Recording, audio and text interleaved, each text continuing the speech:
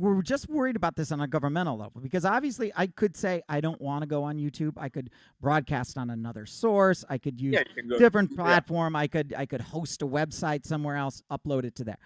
But same way, China could do this too, right? So the different social credit systems through the companies, yeah, we're not really objecting to that any more than we would be to say YouTube. I mean, obviously we can complain about what YouTube is doing, yeah.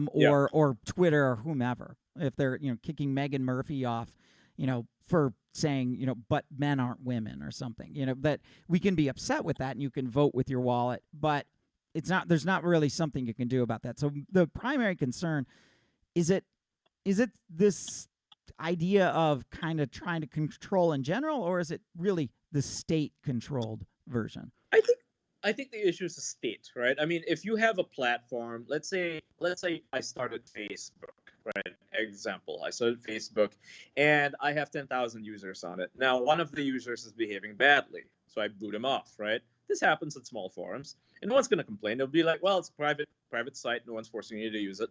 Now, the issue is that when Facebook becomes large enough, say it has 2 billion users and everybody's using it, and people have to depend on their Facebook presence or YouTube presence or Twitter presence in order to make a living, right? Let's say you're a music producer and you're banned from YouTube. What are you going to do about that? It's really difficult, right? If you can't have that platform, effectively they're saying you should starve to death, right? So it depends on the level of it becoming a monopoly, right, versus being private. So in general, I would side with the fact that it's a private site and they can do whatever the hell they want, as long as the rules are clear and they're not being too harsh about it. I'd say it's okay. Yeah. Problem is when they become a monopoly and they're stifling your free speech. And the way that YouTube does it is that you're not just banned from YouTube. When they ban you, you're going to be banned all over the place, and that's why it's creepy, right? If it was just let's say Red Eyes TV, for example, was only banned from YouTube, I think people would be like, okay, that sucks, but whatever. But the thing is, they get banned elsewhere as well. They get banned from Facebook, they get banned from this side and this side and this side, and they might not even be saying anything that's worthy of a ban from, say, Instagram, right? Like right now, maybe Red Eyes is a bad example. Look at what's his name, Martin Sellner, right? He was Yeah. banned from Instagram because of alleged. He got a donation from the Christchurch shooter, right? He never asked for it. He didn't know the guy, right? But he got a donation from them, and was banned from Instagram as a result. Not because he posted anything political, and now his wife can't even post a picture of him in her private, personal Instagram page, and it's not even a Wow. political page. Just saying, "Oh yeah, we don't want his face there at all either." That, to me, that's overreach. And Instagram's like the only site where you can really share photos. There's no other site for this. So that is, that's pretty bad. I think with China, on the other hand, it's even worse because, with Instagram, it's optional. You can complain, and yeah, it's unfair, it's shitty. These things happen, and I think people should complain, and they should reverse some of these rules. But in China, you have no option at all, right? Yeah. It's not optional, A- right? It's and completely necessary. it's so weird, and like Martin Sellner is an ethnostater. Okay, fine, but you could upload a picture about World War II and VE Day and show a picture of Hitler. I mean, that guy Yeah, killed right. 6 million people, right? And Yeah, and right. is probably responsible for the death of 1 million more through collateral damages of all sorts in war. Like, Mhm. what? Come on! Yeah, I take a mean, picture of George W. Bush. it's Like, just or where do you draw Osama the bin line? Laden. Come Yeah. on. I that is Martin Sellner like really like wow. I mean that you can't do Weird, that. right? That is weird. And I don't like the idea that Robert Spencer either. Now this is I'm not Richard Spencer, but Robert Spencer, who Robert creates Spencer, yeah, from Jihad Jihad Watch. Watch, right? Now you could Yeah. say that Jihad Watch might be propaganda or like not well sourced or whatever. You can say whatever you want, but Sure. to say that he can't accept donations through PayPal or any kind of credit card and that is reduced to a money order is just absurd because you don't like It his is absurd. political position. Like that's Yeah, I mean that's like social credit right there. They're yeah. saying that we don't like your views because you're quote unquote Islamophobic, and therefore you do not deserve any sort of way to make a living at all. You should just starve to death. That's Yeah. what they're telling him, right? All because he shared views that some people just don't like. I don't think that's fair, right? That's fucked up. I mean, where do you draw the line? I mean, is this going to go towards libertarians who are opposed to the government? Because that's where it's headed. Yeah. Like I don't agree with libertarianism. I'm more of a state guy, right? But I wouldn't want to see them be oppressed. And if that were to start happening, and clearly it's already started, with Robert Spencer, it's like maybe they got a point. Maybe I don't like big government, Yeah, it's weird. I wonder if an internet bill of rights would help us though. For example, Oh you yeah, could operate a toll road in the United States, right? And yeah, there are these toll roads, and they're not always they can be run by private corporations. I know the state of Indiana sold the rights to the 8090 tollway to an Australian company. You get the money up yeah. front, and then they can collect it on the back end. It's almost like a bank transaction. So an Australian company owns that stretch of road.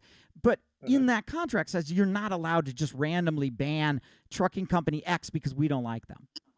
Yeah, that's right. Yeah, they have set of rules there. They have to abide by the state laws. You can't drive drunk on those roads just because, let's say you're the boss and you love driving drunk. You still can't do that on those roads. Yeah, they're part of it. They're public ordinance. Yeah, I know. So I wonder if the information highways of our social media like YouTube and Twitter or something going to be subject to the same thing as like our interstate system. Because I wonder if they might be just as valuable at this point. I think they should be. I mean, obviously there are, considerations to make. I mean, do you allow, say, cyberbullies, for example, who are coercing say, an 18-year-old to suicide because they're sharing her nudes, for example? Should they be allowed to do that just because, it's hard to make these calls? Like if you're a platform, say you're Twitter, and you see these things happening, you obviously want to ban all the perpetrators, but are you allowed to do so? Like right now, you can't because it's your platform. It makes you look bad, right? And you don't want to enforce this sort of bad behavior. But it's just like with the roads. I mean, how like you don't install a breathalyzer in front of people's garage, like you can drive drunk. You just get arrested if you do, right? So the system has to be like that. It can't be like Minority Report where it's stopping people, controlling their behavior. But people should be, stopped from, abusing that system. Yeah. So it's very difficult to come up with that. And, it's like Facebook and Twitter and Instagram, all completely different. YouTube's completely different. You can't take the rules that are, applied to, say, Facebook and applied to YouTube as well, because on YouTube people have political discussions and discourse. It's very different from, say, some guy organizing a hate rally on Facebook. You can't do that on Facebook, but certainly you should be allowed to talk about it on YouTube, right? All right, exactly. It's weird how you could have a no nudity policy that's then knocking out things like breast exams, to look for breast cancer, and that all these things have to be looked at. I'm not sure exactly what the solution is, but what do you think about, like, a final question? How is this China's social credit score potentially going to impact like America or somebody that's closer like Singapore, right? How is this going to affect? And then also, like, what do you think we can do to mitigate against some of their bad habits? I think in some ways, I think that what they're doing is that there's some legit part to it, but enforcing a state-run credit score seems to be the communism's old bad habits. What can we do?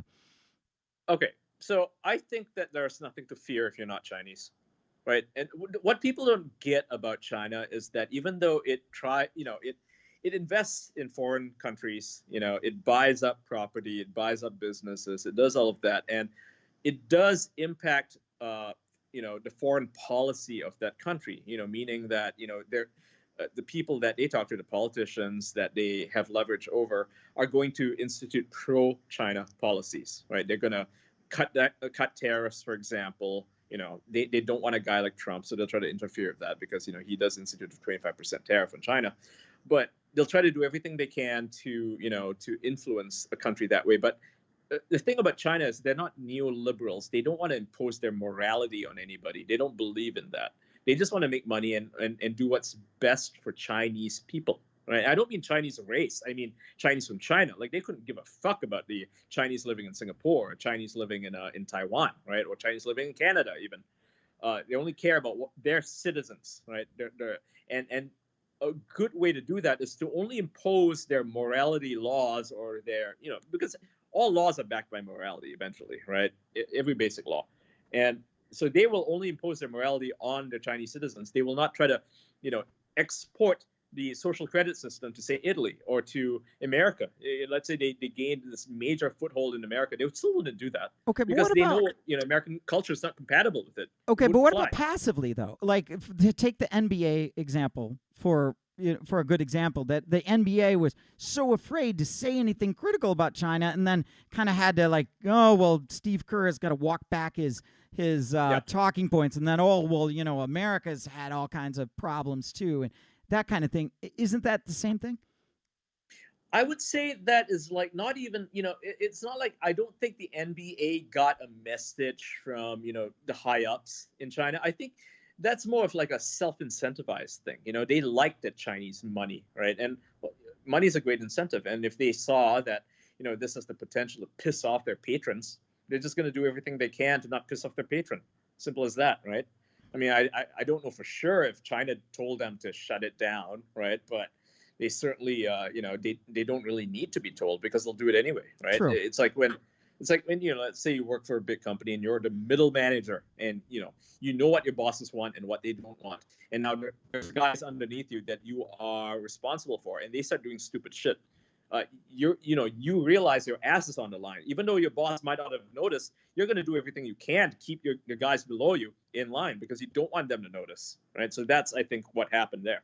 Yeah, it's it's weird when you have is economy as big as China, right? Like it's not so much you could say, well, maybe we should pull back a little bit from them, even maybe manufacturing, but also they're a large customer of goods too, and when you have your customer base, Yeah. especially for the NBA, a lot of times companies are very customer facing, so they'll build their entities and say things that are pleasing to their customer base, which is kind of weird then, with a strong economic China, if you've got these wild cultural differences, yikes.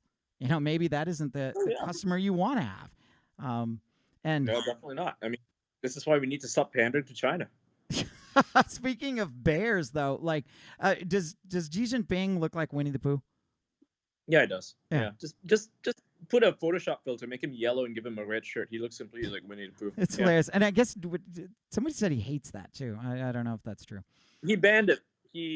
Well, maybe not him personally, but it made the country lose face internally that they banned all Winnie the Pooh references on their social media. So they did ban it. Yeah, I they heard did, that, yeah. but I was going to ask that all Winnie the Pooh references are banned on social media.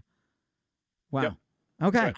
Even like Japanese video games that get imported to or exported to China, they censored out like Kingdom Hearts 3, where there's a Winnie the Pooh scene. They censored it out. So, so Winnie the Pooh is their version of Learn to Code. Yes.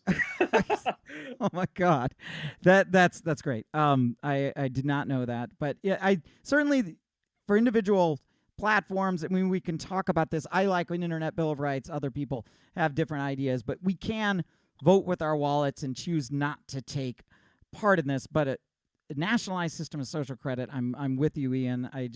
That all kinds of potential abuses from the CCP. And really, my problem is not the Chinese people. I think China's got a rich culture. The Chinese people are great, but the Communist Party government there don't like it. And I don't like to see them having more control of their citizenry. Creepy.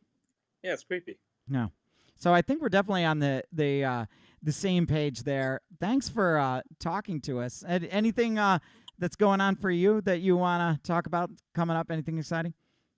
Just check out more human events. You can also check me out on Twitter at twitter.com/stillgray, and I occasionally stream on Twitch. Same name. Okay, and it's not video games on Twitch. What do you stream on Twitch? I just talk. I just talk to my audience. Yeah. Okay. Like the way you guys do. Yeah. Yeah, that sounds great. Yeah. And hang in there, man. It's great to see you. It's it's fun talking this stuff to you. It's fun to get a new perspective too outside of the United States. Because so many times I feel like we're caught in our own bubble here, and we're looking at things through an American lens when we really need to look through it in a world lens. Mm-hmm. So absolutely. Definitely. Thanks for having me on. Yeah, you're welcome. All right, thanks, man.